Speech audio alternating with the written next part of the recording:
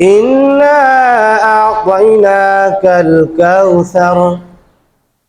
আল্লাহ রাব্বুল আলামিন বলেন, নিশ্চয় আমি তোমাকে কি করেছি? কাউসার দান করিয়াছি। ফাসাল্লি, সুতরাং নামাজ পড়ো, রব্বিকা, তোমার রবের প্রতি, ওয়ানহার, এবং নহর করো। সুতরাং কি করো? নামাজ পড়ো এবং নহর করো। ইন্না শানিআকা হুয়াল আবতার। ইন্না শানিআকা হুয়াল আবতার। আল্লাহ রাব্বুল আলামিন বলেন, নিশ্চয় যারা তোমাকে নির্বংশ বলে তুমি নির্বংশ নও, যারা তোমাকে কথা বলে তারাই হলো নির্বংশ। এই আয়াতটি রাসূল করিম সাল্লাল্লাহু আলাইহি সাল্লাতু ওয়াস সালামের যখন এমত অবস্থা যে সন্তান দুনিয়ার মধ্যে ভূমিষ্ঠ হয়, কিন্তু কি হয় না, ছেলে সন্তান বেঁচে থাকে না, আল্লাহ রাব্বুল আলামিন নিয়ে নেন। কাফেরেরা, বেঈমানেরা, নাস্তিকেরা বলতে লাগলেন যে এটা হলো নির্বংশ, মুহাম্মদ হলো নির্বংশ, এর কোনো ছেলে সন্তান দুনিয়ার মধ্যে জীবিত থাকে না।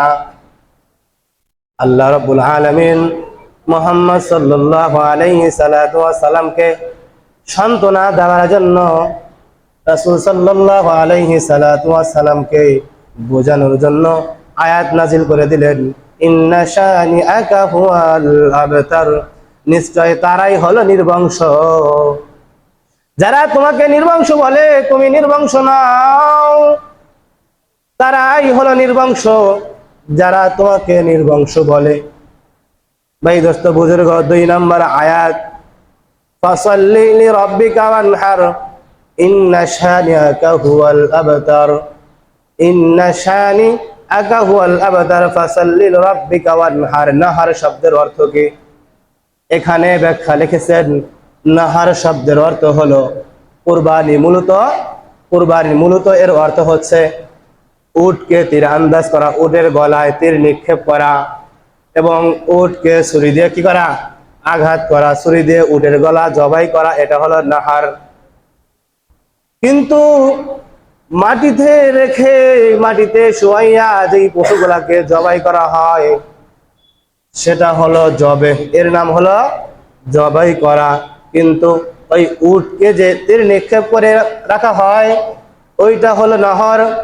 দুইটা যেহেতু একই কাজে ব্যবহার হয়, তাই দুইটাকে উভয়টা মিলেই কি দিয়েছেন? নাহার দিয়েছেন। দুইটাকে কি দিয়েছেন? নাহার দিয়েছেন। অর্থাৎ জবে করা এবং নাহার দুইটা একই শব্দ, দুইটাই যেহেতু কুরবানি করা। আল্লাহ রাব্বুল আলামিন এখানে উদ্দেশ্য নিয়েছেন হলো কুরবানি, নাহার শব্দ দ্বারা উদ্দেশ্য নিয়েছেন কুরবানি।